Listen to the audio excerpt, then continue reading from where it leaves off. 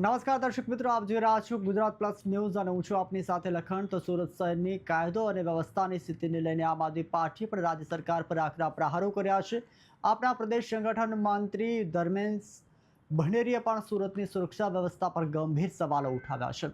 ધર્મેશ ભંડેરીએ જણાવ્યું છે કે સુરત શહેરમાં વધતા ગુનાઓ માટે જવાબદારી કોણ લેશે તેને લઈને પણ સવાલો કર્યા છે। આ અંગે તેમના મતે નશાખોરી અને ડ્રગ્સના વધતા પ્રભાવના કારણે શહેરમાં ગુનાઓનું પ્રમાણ પણ ચિંતાજનક રીતે વધી રહ્યું છે તેવા આક્ષેપો કર્યા છે, જેના કારણે સામાન્ય નાગરિકોમાં પણ ભય અને અસુરક્ષાની લાગણીઓ પણ ફેલાઈ રહી છે। તેમણે વધુમાં દાવો કર્યો છે કે સુરત શહેરના સૌથી અસુરક્ષિત શહેરોમાં સામેલ થઈ રહ્યું છે અને ગુનેગારોમાં પોલીસનો ડર પણ સતત ઘટી રહ્યો છે। પરિણામે સામાન્ય લોકોમાં અસુરક્ષાની ભાવના વધુ મજબૂત બની રહી છે। તો જે રીતે સુરતથી મહત્વપૂર્ણ સમાચારો સામે આવી રહ્યા છે, આમ આદમી પાર્ટીના નેતા જે છે તે સુરત શહેરની સુરક્ષાને લઈને અત્યારે જે રીતે નિવેદનો આપી રહ્યા છે તેના પર ક્યાંક ને ક્યાંક એવું લાગી રહ્યું છે કે હાલ જે રીતે તેઓ નિવેદન આપ્યા, જે દેશની સુરક્ષાને કહી શકાય કે સુરત દેશના સૌથી અસુરક્ષિત શહેરમાં સામેલ થઈ રહ્યું છે તેવા આક્ષેપો પણ કર્યા છે। નમસ્કાર, હું ધર્મેશ ભંડેરી, પ્રમુખ આમ આદમી પાર્ટી સુરત શહેર। આપણું સુરત શહેર એટલે કે જ્યાં ભાજપની ત્રણ દાયકા કરતા વધારે સમયથી સરકાર છે, એવા ગુજરાતનું આપણું સૌથી કહેવાતું મજબૂત શહેર એટલે સુરત, સૌથી સુરક્ષિત કહેવાતું શહેર એટલે સુરત, સૌથી સલામતી અનુભવતા આપણે સૌ સુરતીઓ આજે એ સુરતમાં રહીએ છીએ, જે સુરત સૌથી વધુ અસુરક્ષિત શહેરોની યાદીમાં આખા દેશમાં બીજા નંબરે આવી ગયું। આપણું શહેર સુરત શહેર, જ્યાં આપણે વર્ષોથી રહીએ છીએ, શાંતિ અનુભવતા હતા, એ શહેર આજે એટલી હદે અસુરક્ષિત થઈ ગયું કે છેલ્લા 1 મહિનામાં 19 કરતા વધારે હત્યાઓ આ શહેરમાં થઈ। દર 38 થી 40 કલાકની એવરેજે છેલ્લા 1 મહિનામાં હત્યા થઈ।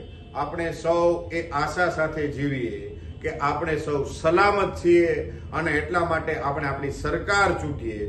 અને અત્યારે નવાઈની વાત તો એ છે કે આપણું શહેર, જે સુરત શહેર સલામત કહેવાતું હતું, એ જ સુરતના એક ધારાસભ્ય આપણા ગૃહમંત્રી છે, એટલે ગૃહમંત્રીના હોમ ટાઉનની આ પરિસ્થિતિ છે, કેન્દ્રીય મંત્રીના શહેરની આ પરિસ્થિતિ છે।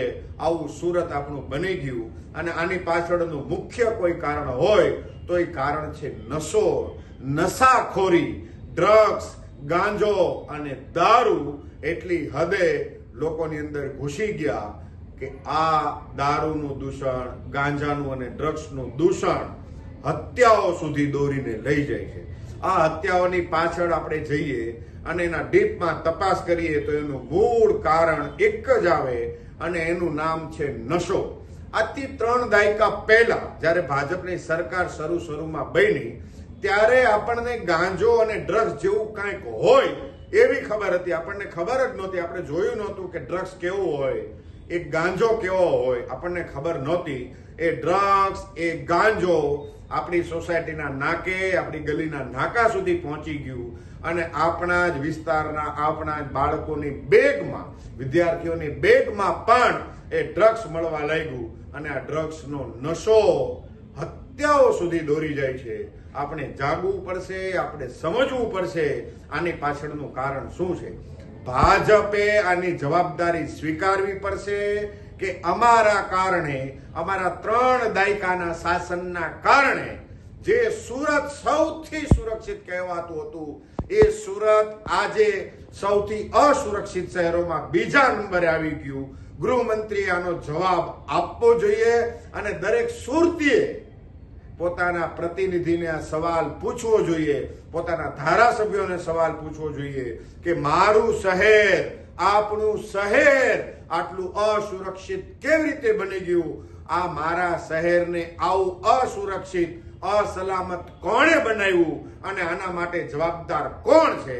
મોટી મોટી ફાકા ફોજદારી કરતા, મોટી મોટી વાતો કરતા ગૃહમંત્રી આનો જવાબ આપશે કે નહીં એ આપણે સૌ લોકોએ એમને પૂછવું જોઈએ અને એમની પાસે જવાબ માંગવો જોઈએ કે તમે તમારી જવાબદારી નિભાવવામાં આટલા નિષ્ફળ કેમ થયા?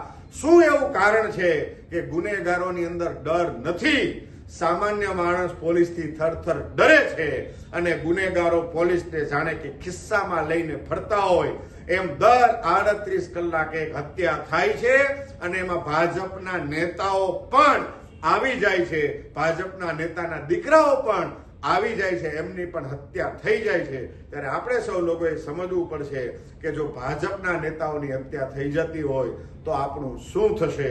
આપણા ઘરેથી આપણું બાળક ભણવા માટે જાય, આપણા ઘરનો સભ્ય કોઈ પોતે ઓફિસે કે ધંધે નોકરી ધંધા અર્થે જાય અને પાછો ઘરે સમયસર પહોંચે નહીં તો દરેક વાલી, દરેક મા બાપ, ઘરના સભ્યો ચિંતાતુર થઈ જાય છે કે આને કંઈક થઈ તો નહીં ગયું હોય ને. એવા સુરત શહેરની અંદર આપણે રહીએ છીએ જ્યાં આટલી સુરક્ષિતતા છે, જ્યાં આટલી અસલામતી છે. આપણે સૌ લોકોએ આપણા આત્માને પૂછવું પડશે કે આની પાછળ ખરેખર જવાબદાર કોણ છે?